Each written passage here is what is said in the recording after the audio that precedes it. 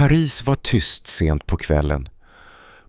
På Rue de la Paix såg ett skyltfönster annorlunda ut än de andra. Boehmer och Bassange, berömda guldsmeder, hade skapat något ovanligt. Ett halsband fullt av stora diamanter.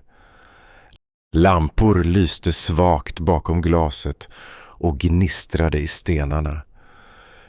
Butiksägaren gick långsamt runt disken och tittade stolt på sitt verk. Han viskade: "Detta ska bli vår framtid." Halsbandet var skapat för Madame du Barry, men hon hade lämnat hovet. Ägarna diskuterade och en av dem rynkade pannan. "Om drottningen vill ha det kan vi förhandla om priset." Äntligen fick de tillfälle att visa det för hovet. De skickade ett brev till Versailles. Svar kom snart. Marie Antoinette, drottningen själv, ville inte köpa halsbandet. "Så dyrt, vi har redan tillräckligt", svarade hon kallt till sina damer när de frågade om ryktena om smycket. Rykten spreds genom Paris. Alla talade om halsbandet och om drottningens avslag. I en liten lägenhet nära Palais Royal satt Jeanne de la Motte. Hon var vacker, men blicken var rastlös och full av ambition. Hon hade hört nyheten.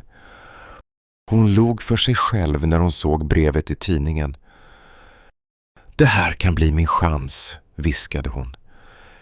Hennes make, som satt vid bordet, frågade: "Vad tänker du, Jeanne?" Hon svarade inte direkt. Istället började hon rita på ett papper. Hon visste mycket om kungafamiljen, men ännu mer om dem som ville närma sig makten. Bland dem fanns kardinalen av Rohan. Han var rik, men hans ställning vid hovet var svår. Drottningen såg alltid på honom med misstro. Nästa morgon skickade Jeanne en diskret lapp till kardinalen. Den var formell, vänlig. Hon hintade att hon kunde hjälpa honom att hitta tillfråga till drottningens goda sida. Dagarna gick. På kvällen möttes de i ett hörn av parken. Jeanne såg stolt ut när hon sa det. "Jag har en kontakt nära drottningen. Hon vill lita på er igen, men det krävs ett tecken av lojalitet." Kardinalen tvekade. Hans händer darrade. "Vad vill drottningen ha?" Jeanne drog sakta ut svaret. "Det vackra halsbandet. Hon vill hålla detta hemligt." Han tog hennes hand och såg henne i ögonen. "Säg till drottningen, jag gör vad som behövs." Jeanne log vänligt. Hennes plan började ta form. Jeanne satt länge vid skrivbordet och skrev. Hennes hand rörde sig snabbt över pappret. Hon tränade på att efterlikna drottningens handstil. Breven var korta men formella. I dem tackade Marie Antoinette kardinalen för hans lojalitet och diskretion. Jeanne log när hon såg röda sigill smälta under ljuset från stearinljusen. Hon visade ett av breven för sin make. "Tror du att han misstänker något?" frågade han tveksamt. Jeanne skakade bara på huvudet och sa: "Nej, kardinalen vill tro att det är sant. Han väntar på att bli accepterad igen." Några dagar senare bad hon kardinalen möta henne vid midnatt i en övergiven del av slottsträdgården. Natten var fuktig och sval. Jeanne gick dit med sin vän Nicole, som var klädd i en blekgul klänning och en peruk som liknade drottningens. Nicole var nervös, men Jeanne viskade: "Du behöver bara le och vara vänlig." Vid fontänen väntade kardinalen. När Nicole närmade sig bugade han djupt. Nicole tog hans hand. Med en viskning sa hon: Monsieur le Cardinal, jag förlåter det förflutna. Visa er hängivenhet. Ge halsbandet till mig genom Madame de la Motte. Kardinalens ansikte lyste upp. Jag ska göra allt för er majestät, svarade han vördnadsfullt. Nicole log svagt, tog en ros ur sin ficka och räckte honom. Han böjde sig och lämnade snabbt trädgården. Jeanne tryckte handen om Nicoles arm när de försvann bland buskarna. Nästa dag besökte Jeanne guldsmedsbutiken. Boimer såg på henne med nyfiket hopp. Hon lade fram ett av de falska breven. Drottningen är redo att ta emot halsbandet, men hon vill inte att det ska bli känt, sa Jeanne mjukt. Guldsmederna såg på varandra. De tvekade, men brevet var äkta nog. De förde fram halsbandet i en sammetskudde och viskade: när betalar hovet? Om 2 månader, svarade Jeanne bestämt. Ni får ett kvitto direkt från drottningen genom mig. De suckade av lättnad. Vi litar på drottningen och på er. Utan att tveka tog hon emot halsbandet. Hon log artigt mot guldsmederna, stoppade smycket under manteln och lämnade butiken med snabba steg. Senare på kvällen mötte Jeanne kardinalen i hennes salong. Allt är klart, viskade hon. Här är halsbandet. Drottningen tackar er personligen. Han granskade juvelerna och hans händer darrade av känslor. Jeanne log tyst. Hon stängde dörren bakom honom och kastade en sista blick ut genom fönstret mot de mörka hustaken i Paris. Jeanne satt vid sitt runda bord tillsammans med sin man och en äldre herre. Rummet var tyst. Bara ljuset från elden rörde sig över väggarna. På bordet låg det berömda diamanthalsbandet. Bit för bit tog de isär det. Jeanne höll andan medan hennes man klippte försiktigt i det tunna guldet. Vi måste vara snabba, viskade hon. De får aldrig veta vad vi gör med stenarna. Den äldre herren, Monsieur Retot, plockade upp 3 av de största diamanterna och lade dem i en liten tygpåse. Dagen efter reste han söderut, mot Marseille. Där väntade en holländsk köpman på honom. Diamanterna bytte snabbt ägare mot en summa pengar.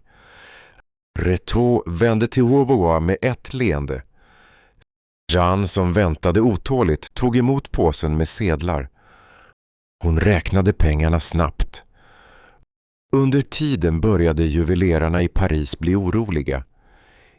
Inget brev från slottet hade ännu kommit om betalningen.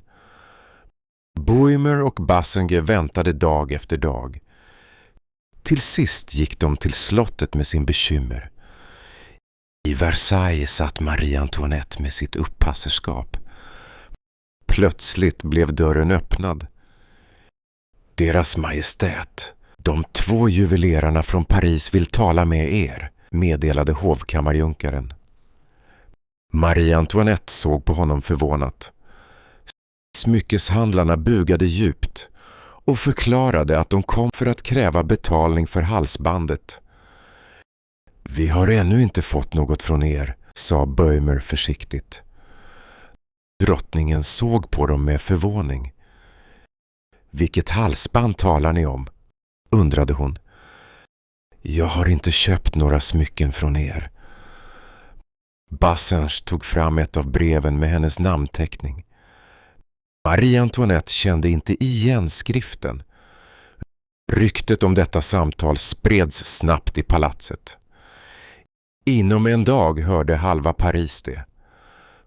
Folk på kaféer viskade: drottningen har tagit ett halsband och vägrar betala. Någon påstod att hon lurat hela staden. Marie Antoinette protesterade hejdlöst. Hon bad kungen att starta en undersökning. Hovfolket viskade ännu oftare i hörnen. Processionen till Slottskyrkan några dagar senare var extra högtidlig, men stämningen var nervös. Plötsligt stannade kungen efter processionen. Översten från gardet närmade sig kardinal de Rohan. Han böjde sig och viskade: Ers eminens, ni måste följa med oss till kungens rum. Människor stannade upp. Flera adelsdamer tappade nästan fläkten av förvåning. De såg hur kardinalens ansikte blev blekt. Oron spred sig snabbt. Nyheten om rättegången mot kardinalen och Jeanne spred sig snabbt genom Frankrike. Tidningspojkar ropade på gatorna och människor samlades på kaféer för att diskutera skandalen. Alla talade om diamanthalsbandet, drottningen och den modiga kvinnan som lurat både kyrkan och hovet. Rättegångssalen var full av folk. Jurister, journalister och nyfikna från hela landet ville bevittna förhöret med kardinalen de Rohan. Han satt rakt i stolen med händerna knäppta framför sig. Vid hans sida stod advokaten tyst. Domaren höjde rösten. Kardinal, ni anklagas för bedrägeri mot kronan. Vad har ni att säga? Rohan svarade lugnt att han trodde att han hjälpte drottningen. Jag blev vilseledd, förklarade han. Publiken viskade. Jeanne kom in i salen. Hon hade varit i fängelse flera dagar och hennes blick var trött men stadig. Hon beskylldes nu för att ha lurat både kardinalen och kungahuset samt att ha stulit halsbandet. Någon i folkhopen ropade: Ge oss sanningen. Jeanne såg på domaren och svarade: Jag handlade för rikets bästa, men jag ångrar mig djupt. Domaren såg strängt på henne. Advokaterna försökte förklara hennes handlingar, men ingen verkade lyssna. Efter flera dagar av rättegång med vittnesmål och många papper kom äntligen domen. Kardinalen friades. Han reste sig långsamt och tackade domaren. Folket jublade. Många såg honom som ett offer för kungens och drottningens makt. För Jeanne var domen hårdare. Hon dömdes till livstid i fängelse och hennes namn skulle brännas på bålet. Hon såg på sina väktare när hon fördes genom folkmassan. Väktarna var tysta, men några viskade beundrande om hennes mod. Men Jeanne vägrade ge upp. Redan efter några veckor i fängelset lyckades hon rymma genom ett fönster med hjälp av en filt och några vänner. Hon försvann i mörkret och ingen visste exakt vart hon tog vägen. Samtidigt förblev drottningens rykte svart. Rykten spreds snabbare än någonsin förr. Folk sa att Marie Antoinette var både girig och okänslig. Hon försökte rentvå sitt namn, men få trodde henne. Ett nytt slags hat växte bland människorna. Halsbandsaffären hade förändrat allt. Människor började öppet tala om monarkins orättvisor och kräva förändring. Kungens makt ifrågasattes överallt, vid bageriet, på torgen, till och med i kyrkorna. När sommaren kom samlades allt fler på gatorna i Paris. Många bar arga plakat och detaljrika teckningar av drottningen. Hon var nu symbol för ett slösaktigt och kallt styre. Det gamla förtroendet var borta. Händelsen med halsbandet blev startskottet för något nytt. En revolution närmade sig långsamt men säkert. Drömmen om förändring hade fått eld i folkets hjärtan. Och drottningen, kungen och hela hovet skulle snart se sitt Frankrike förändras för alltid.